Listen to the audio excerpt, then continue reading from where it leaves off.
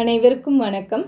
இன்றைக்கி நம்ம சேனலில் வாசலுக்கு லக்ஷ்மிகரமான ஒரு அழகான மயில் கோலம் எப்படி போடுறதுன்னு பார்க்க போகிறோம்.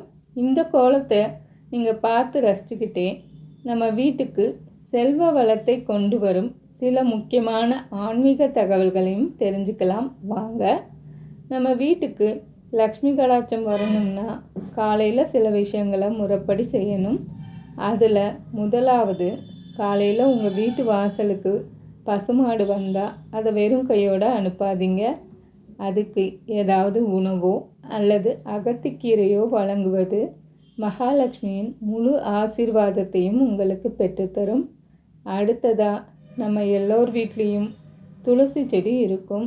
உங்கள் வீட்டு துளசி செடி எந்தவித பாதிப்பும் இல்லாமல் நல்லா பசுமையாக நிறைய கிளைகளோட செழிப்பாக வளர்ந்துச்சுன்னா அது உங்கள் வீட்டில் செல்வம் பெருக போகிறதுக்கான ஒரு நல்ல அறிகுறி. துளசி அம்மன் மகிழ்வோடு இருக்கிற இடத்துல செல்வ வளத்துக்கு பஞ்சமே இருக்காது.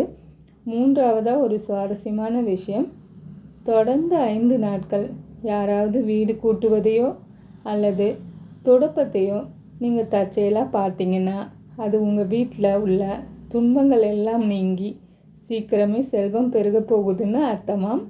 இப்போ நீங்கள் பார்த்துட்டு இருக்கிற இந்த மயில் கோலமும் முழுமையாக முடிய போகுது. பார்க்கவே எவ்வளவு அழகாக இருக்குது பார்த்தீங்களா?